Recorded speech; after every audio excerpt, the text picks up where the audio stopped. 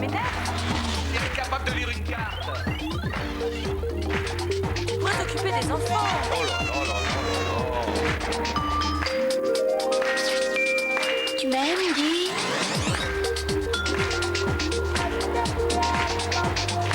Pas un peu aussi, non? Tu m'agaces, mais je t'adore.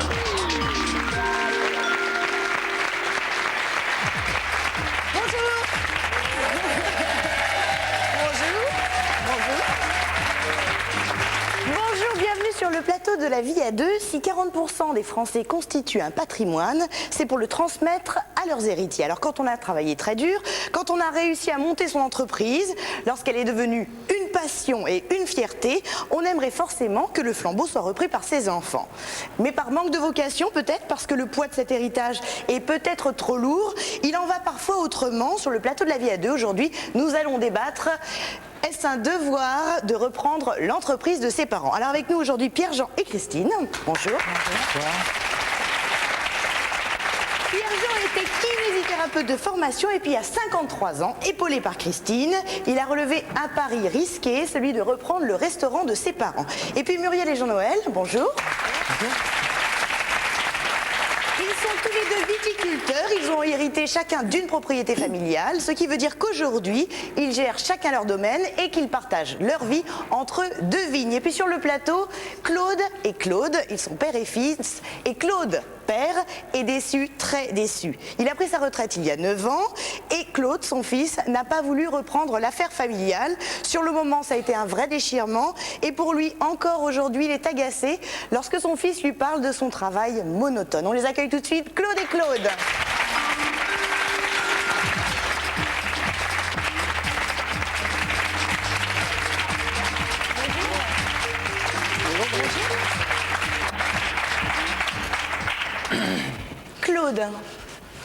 Claude Senior, j'ai envie de vous appeler.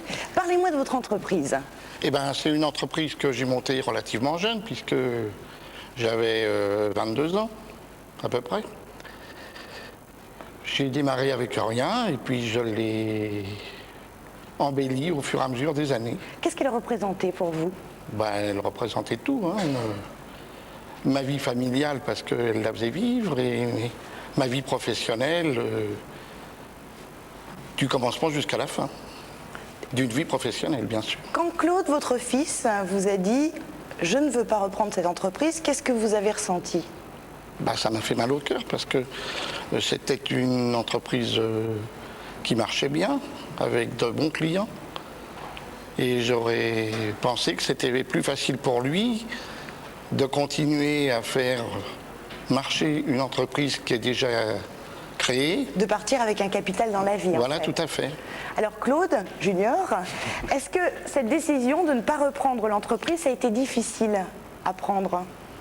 Non, en fait, ça n'a pas été réellement difficile. C'était étalé dans le temps, en fait. Petit à petit, dans le temps, j'ai décidé de suivre une autre voie. Pourquoi? Pourquoi? La raison principale, c'est que mon père était installé sur Paris et moi, j'ai depuis tout petit été habitué à vivre à la campagne. Et c'est ce qui me faisait le plus peur, c'est d'aller m'installer sur Paris, quoi. Est-ce que c'est pas une fausse excuse? Avec du recul, peut-être, oui. Alors ça fait 9 ans, Claude, que vous êtes à la retraite. Oui. Votre entreprise aujourd'hui, qu'est-ce qu'elle est devenue? Eh ben, elle n'existe plus, en nom propre. Mon beau-fils a repris une partie des clients avec qui il avait l'habitude de travailler, parce que mon beau-fils, c'est moi qui l'ai formé, c'est moi qui lui ai donné un métier. Je lui ai fait passer son CAP, je lui ai fait suivre des stages. Donc c'est bien, c'est quand même resté dans la famille, mais quand vous y pensez aujourd'hui, qu'est-ce que vous ressentez? Eh ben, je ressens qu'ils auraient été à deux pour mener cette entreprise, ça aurait été bien. D'accord. Ils seraient complétés. Ce que je vous propose, c'est de regarder, on vous a interviewé séparément juste avant l'émission. Vous allez voir que nos deux Claude ne voient pas du tout la situation de la même façon. C'est parti. Mon entreprise s'appelait Claude Blanchard, et en donnant le même prénom et le même nom, bien sûr, à mon fils, je pensais que ça l'inciterait plus à prendre ma suite. J'ai refusé de prendre l'entreprise de mon père parce qu'elle se situait sur Paris. Quand mon fils a refusé de prendre mon entreprise parce qu'elle existait, mais elle existait à Paris, je n'y ai pas vraiment cru. Je voyais mon père dans l'état de stress qu'il était. Je je pouvais pas devenir comme ça, quoi.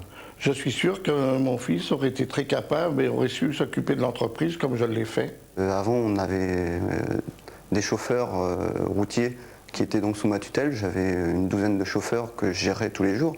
Donc c'était quelque part une gestion, comme si je gérais du transport, que je gérais des ouvriers. Si mon fils avait repris l'entreprise et qu'il avait travaillé autant que j'ai travaillé, il aurait certainement une meilleure situation qu'actuellement. Donc le travail que je fais me plaît dans la fonction et au niveau financier, je suis satisfait aussi, même si j'espère toujours un petit peu plus, quoi. Si mon père avait eu une entreprise qu'il avait créée, je l'aurais très certainement reprise. J'ai du mal à imaginer ce que cette entreprise représentait pour mon père.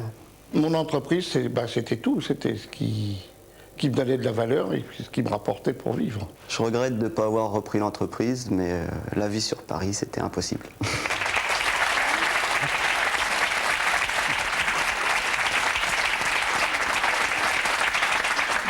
Claude, est-ce que vous avez essayé de convaincre votre fils? Absolument. Comment?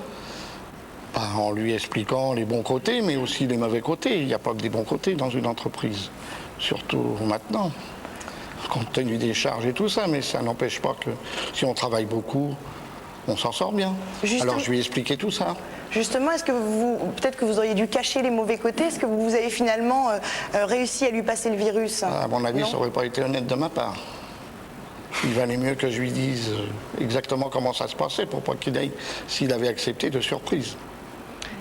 Claude, donc votre père vous emmenait sur les chantiers, je pense, il essayait de vous transmettre le virus. Comment vous viviez ça, vous? Moi, j'aimais bien. J'aimais bien parce que je découvrais quelque chose que je connaissais pas du tout. Et puis, c'est vrai que c'était peut-être les mystères de la génétique. J'avais la fibre manuelle et j'aimais bien ça, ouais. Aujourd'hui, on sent que vous regrettez un petit peu quand même. Ouais, je regrette.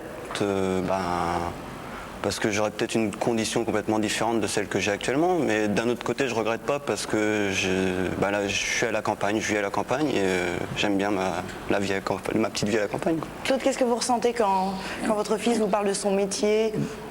Ça me fait vraiment mal au cœur parce que j'aurais bien voulu, surtout que je l'aurais poussé avec maintenant les possibilités qu'on a de faire de stage et tout ça, professionnellement parlant, on peut beaucoup évoluer. Vous lui en voulez un petit peu? Oh, je n'en veux pas, c'est mon fils.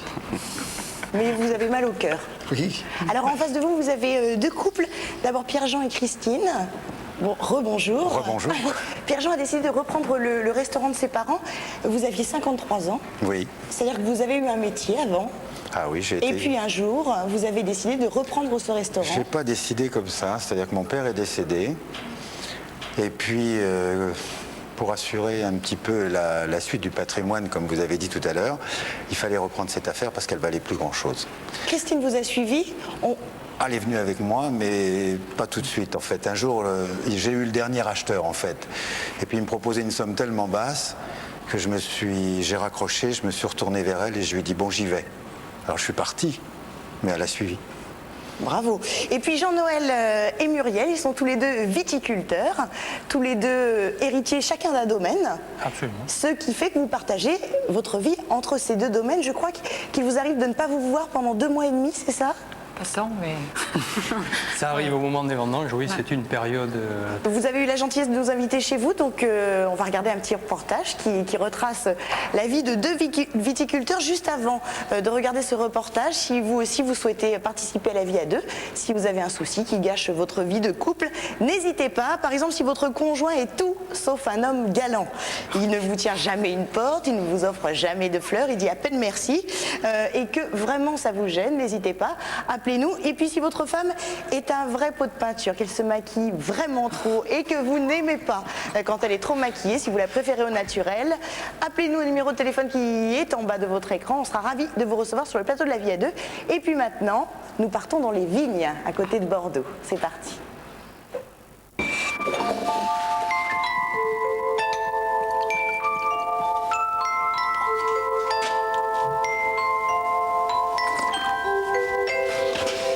La bouche est bien On sent le bois encore, mais c'est rond, c'est gras. pour gagner encore un peu en tanin, en complexité. Mais C'est une passion, et le vin.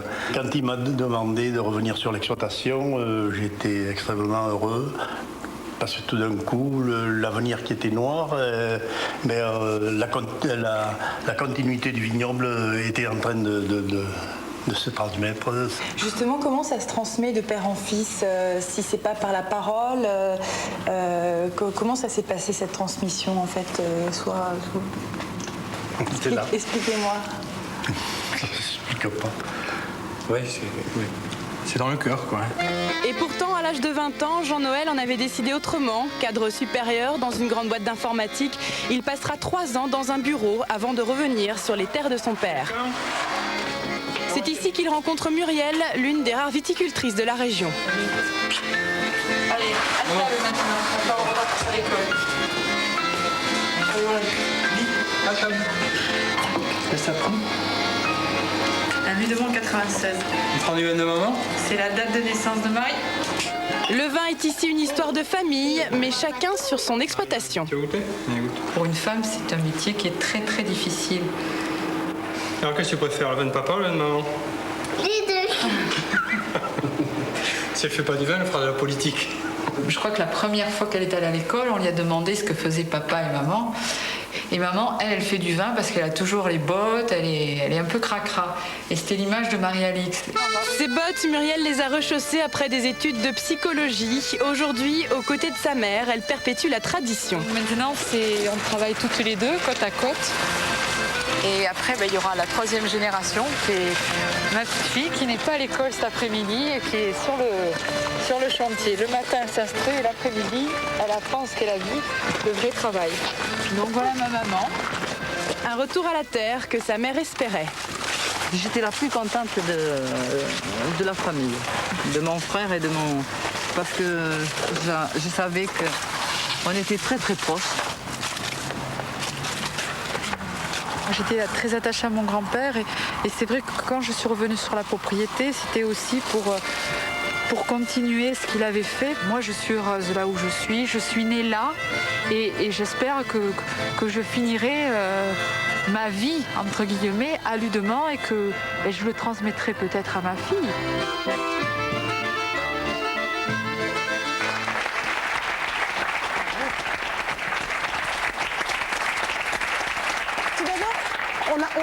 Qu'est-ce que vous répondez aux gens qui pensent que c'est plutôt facile de débuter dans la vie avec un héritage comme celui-là?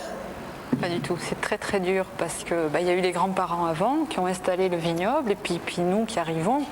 Il y a eu la 2e génération qui était maman, qui avait la chance d'avoir un papa très dynamique. Et moi, je suis arrivée là, il y avait beaucoup de choses à faire parce que les mentalités avaient vraiment évolué. J'étais une femme, je suis arrivée dans le Langonnais, j'étais une des rares viticultrices. Et ça a été très dur de me faire... d'avoir une image positive parce que la femme, c'est celle qui va dans les vignes, point. Moi, j'ai vraiment un rôle de la base jusqu'à la commercialisation. Vous êtes la patronne? Les gens m'appellent comme ça sur la propriété. Je suis patronne. Et si votre fille, vous disiez à la fin du reportage que vous espériez qu'elle allait reprendre les 2 domaines, donc sacré boulot, et si elle vous disait non? Eh ben, on respectera son choix. Ça serait pas un problème. L'essentiel, je crois, c'est qu'elle soit heureuse. Et ensuite, éventuellement, c'est vrai que perpétuer le patrimoine, c'est le rêve de tous. Mais bon, pour ma part, c'est pas venu immédiatement puisque j'ai travaillé à l'extérieur pendant quelques années. Et c'est vrai que le fait d'être éloigné de chez soi, on réalise combien nos racines sont importantes et combien il faut qu'on y revienne. Aujourd'hui, vous êtes heureux d'avoir repris l'affaire? Alors là, heureux, c'est un autre mot. Je ne suis pas mécontent de l'avoir repris, mais je comprends Claude. Pourquoi? Je comprends parce que autant être dans la vigne, c'est dur, c'est bien, mais ils font quelque chose qui est noble, qui est beau. Nous, on le commercialise. Il était électricien. On est dans des métiers de commerce et on n'a pas autre chose. Il n'y a plus rien derrière. Nous, on a perdu beaucoup de choses avec la brasserie. On a perdu du temps pour nous. On n'en a plus pour nous. On est là pris quasiment 24 heures sur 24 et c'est très très dur. Et c'est peut-être ce qui a fait peur à Claude. Claude? C'est peut-être ça. Il n'y a pas que la campagne, je crois pas. Mais... Non, parce que j'avais pas vu cet aspect-là de la vie de mon père, en fait. C'est vrai qu'il Pour moi, il était stressé à cause de la vie parisienne, en fait, parce qu'il était dans l'embouteillage, parce qu'il était placé d'un chantier à un autre. Je me disais, c'est à cause de ça, c'est pas lié à son travail en lui-même. Dans ma tête, c'était pas ça. C'est vrai que c'est différent. C'est différent. Le métier d'électricien, le métier de restaurateur ou de Restaurateur, c'est très dur. Justement, même viticulteur, c'est dur aussi. Si ça n'avait pas été par devoirs familiaux, est-ce que vous l'auriez quand même exercé, ce métier-là? Je crois pas. Je crois pas.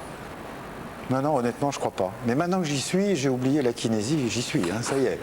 Et vous? Non, mais effectivement, je crois que c'est un peu le cœur du débat également. C'est-à-dire que c'est vrai que se lancer... la première difficulté, c'est de se faire un prénom, d'arriver à créer quelque chose. Ouais. Et puis surtout, pour démarrer, il faut vraiment le sentir avec son cœur et avec ses tripes, je dirais, parce qu'après, il y a tellement de difficultés qu'il faut à la fois être prêt à se battre, et en même temps, c'est ce qui fait le plaisir quand on a réussi, quand on a créé quelque chose. Et je crois que c'est surtout ça qu'il faut.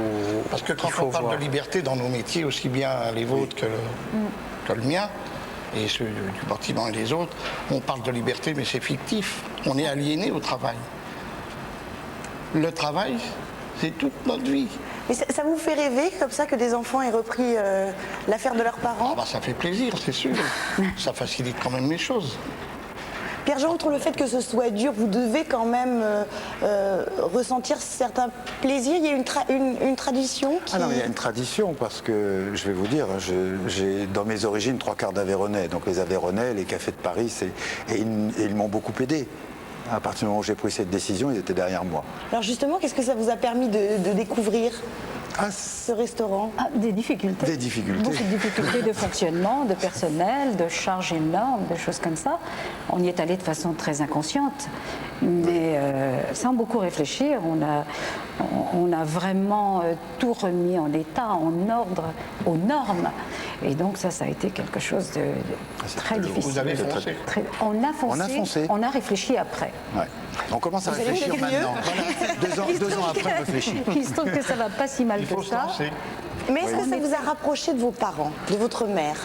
Alors, je vais vous dire, ça m'en a éloigné physiquement, parce que j'ai plus beaucoup le temps de la voir et elle habite à côté de chez moi. Je pense qu'elle verra l'émission, elle m'en voudra pas.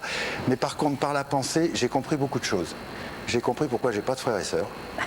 Expliquez-nous. Quand vous êtes 20 heures par jour dans votre brasserie, vous trouvez le temps de faire quand, les enfants? Dans l'escalier, en montant? Pas très facile. Je comprends pourquoi ma grand-mère a été pour moi ma seconde mère, parce qu'elle vivait avec nous et c'est elle qui s'occupait de moi. Je comprends pourquoi je suis allé en pension, j'en ai voulu à ma mère pendant toute ma vie, mais je commence à comprendre maintenant. Ils n'avaient pas le temps de s'occuper de moi. Ils n'avaient pas le temps. Donc paradoxalement, ça vous a permis de leur pardonner plein de choses? Ah oui, bien sûr, je leur pardonne, bien sûr. Dans le public, nous avons Jacques Benamou, qui est notaire. Bonjour. Bonjour. Pourquoi veut-on transmettre son patrimoine? C'est naturel? C'est tout à fait naturel. L'aspiration première d'un être humain, c'est de transmettre sur tout ce qu'il a acquis, surtout s'il a beaucoup travaillé. J'écoutais Claude Père tout à l'heure et je reconnais beaucoup de gens que je connais dans mon cabinet qui me parlent de cette façon. Et les enfants alors?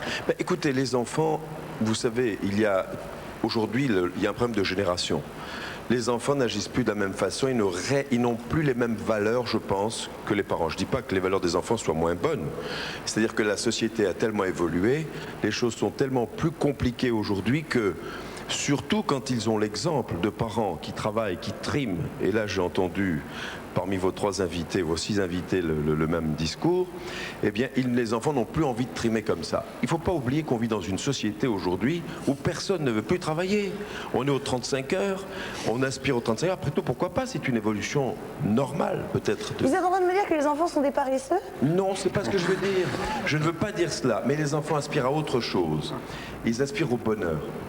Les parents ont trouvé leur bonheur dans le travail, dans des journées interminables de travail.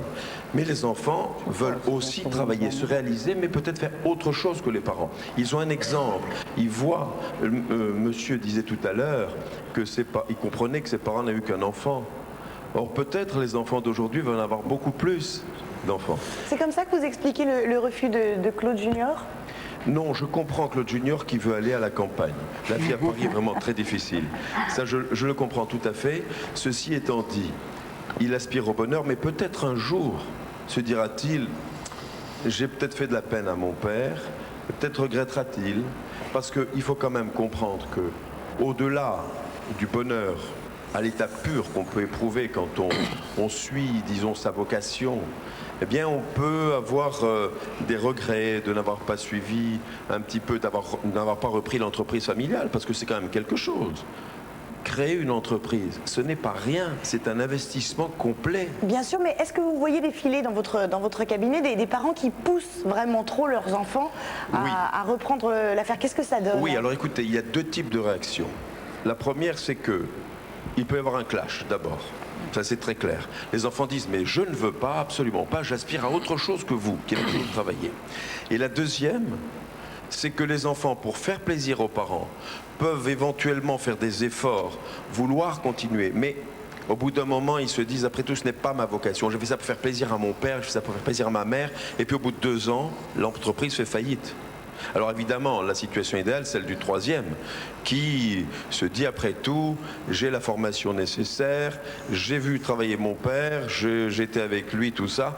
Tout dépend, j'allais dire peut-être de l'éducation qu'on leur donne. Le problème, c'est que les parents, quand ils travaillent, ils n'ont pas le temps de s'occuper des enfants. Ils ne les impliquent pas assez. À partir du moment où tout petit, un père qui a une entreprise implique son fils, l'amène avec lui, vient voir comment ça se passe, etc. Pendant les vacances, vient travailler, te faire un peu d'argent de poche, etc. Il suscite chez l'enfant peut-être l'envie de reprendre. Mais comme les parents n'ont pas le temps de s'occuper des enfants, je l'ai entendu dire ici, eh bien, au moment où ils veulent éventuellement transmettre ce patrimoine, eh bien, les enfants eux-mêmes ont d'autres aspirations, d'autres rêves et ils veulent se réaliser autrement. C'est évident. Merci. Oui.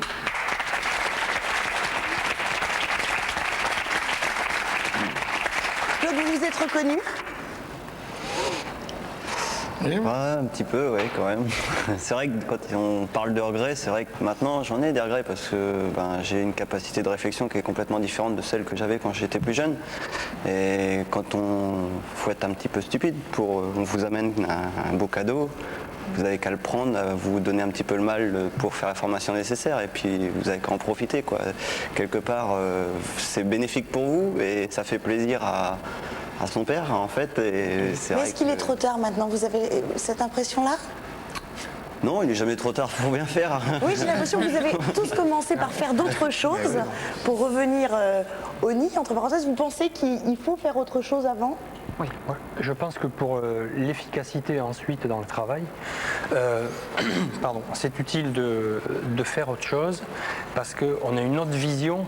C'est vrai que le fait de travailler en famille, il ne faut pas occulter ce problème-là, c'est qu'il y a le côté travail, mais il y a aussi le côté passionnel, il y a le côté affection, tout est intimement lié. Et c'est vrai qu'il y a des moments où on aurait besoin de faire la part des choses. Pourquoi? Et ça, c'est une des difficultés. J'ai pas dur de d'exemple travailler précis. avec son père ou sa mère? Le classique, j'aurais pas fait comme ça. Je ne ferais pas comme ça. Et de mon temps, c'était pas comme ça. Voilà. Ça, on l'entend. Hein. Oui, encore ça, c'est le grand classique. Oui, mais c'est vrai. Moi, j'ai fait une chose. Hein. J'ai repris, on a signé les papiers le 20 décembre. Le 21, il n'y avait plus rien. Ils avaient tout cassé à partir de 8 h du matin. Donc, on a tout changé. Et on l'a fait à notre image. Voilà. Et ça, je crois que c'est important. On peut reprendre une affaire, mais il faut la faire à son image. Il faut garder le patrimoine, mais il faut endosser un autre habit, pas celui de ses parents. C'est ce que vous avez fait également? Remettre... On a essayé la difficulté également quand on reprend un patrimoine tel que le nôtre, c'est d'arriver à se créer un prénom parce qu'effectivement on va nous reprocher la facilité et en fait de récupérer quelque chose qui fonctionne déjà. Donc si on a un petit peu d'amour-propre, on se dit mais il faut absolument que j'arrive à créer quelque chose et à me faire un prénom. Sinon ça n'a pas d'intérêt. Moi, quand mon beau-fils il a repris la clientèle, j'ai pas voulu du tout m'en mêler. Je lui ai dit si tu as besoin de moi, tu m'appelles, je suis là, je te rendrai service, je te ferai tes devis, je te ferai ça. Mais j'ai absolument pas voulu m'en mêler. Pour pas le contrarier, pour pas lui. Même par curiosité, vous n'allez jamais. Non. Ah non, ça aurait pas été bien, il l'aurait peut-être mal pris. Il a pleuré quand je suis parti, il a pleuré. Et si Claude, aujourd'hui, revenait dans l'entreprise, il aurait sa place? Ah bah c'est-à-dire que là, il faudrait qu'il négocie avec mon beau-fils. Maintenant, je suis pour rien. Faut qu'il la fasse, sa place. Claude. Condition. Je serai employé maintenant. Donc, ça change la donne des cartes quand même. Est-ce que nos couples vous ont donné envie de revenir aux sources? Parce qu'on sent comme un vrai bonheur des traditions. C'est un gros pari quand même. Faut remettre toute sa vie en jeu. Hein. Faut Ah tous... oui. Tu remets tout en question. Tout. Ouais. C'est vrai. Donc là, c'est un qui tout double, quoi. Même l'équilibre du couple. Non. Mais est-ce que ça vaut le coup? Ça vaut la... Oui, ça vaut la peine. C'est un challenge, on ne va pas le faire toute notre vie, mais c'est un challenge, c'était un pari à gagner. On l'a presque gagné. Vous diriez la même chose? Oui, c'est le plaisir d'être indépendant. Ah ça oui. C'est d'arriver à assumer ses erreurs, ses joies. Je pense que c'est un état d'esprit, une éducation.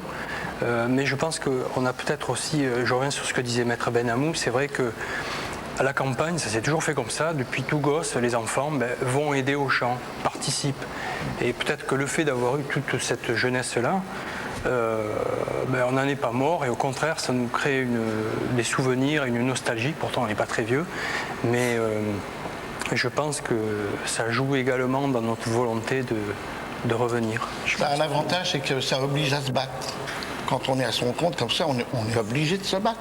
Alors que je regrette, quand on est dans une boîte, quelque part, on a moins envie de se battre. C'est pas la même chose. La donne n'est pas la même. Alors l'émission touche à sa fin. Est-ce qu'il y a quelque chose que vous aimeriez dire à votre fils qui vous tient vraiment à cœur sur ce sujet-là? Oh ben, que je regrette beaucoup. Que ça aurait été toute ma joie de le voir rentrer dans l'entreprise et de suivre le nom de Claude Blanchard. Et Claude, quelque chose à dire à votre papa? Bah moi en fait j'avais pas mesuré à quel point tu désirais que je reprenne ton entreprise. Je l'ai pas ressenti si violent que ça, quoi. J'ai pas compris. Pourtant, je lui ai expliqué, mais bon, peut-être pas avec les mots qu'il faut. Écoutez, l'entreprise existe toujours, donc rien n'est acquis, rien n'est terminé. Rien n'est perdu. On vous souhaite plein de bonnes choses. Merci beaucoup d'avoir participé à La Vie à deux. Merci de nous avoir regardés. Passez une excellente journée sur France 3. Merci.